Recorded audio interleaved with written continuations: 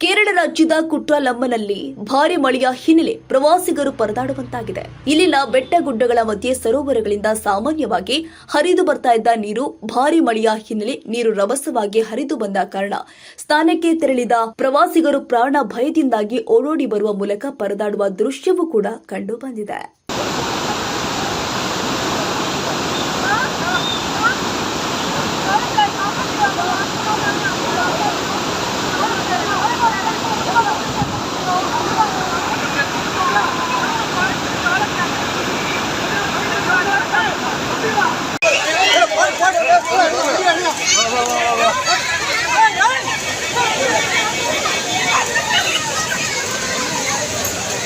தம்பி வாமா விடு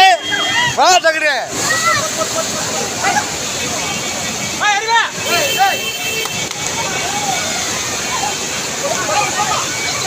ஏமா இங்கிட்டு வாங்க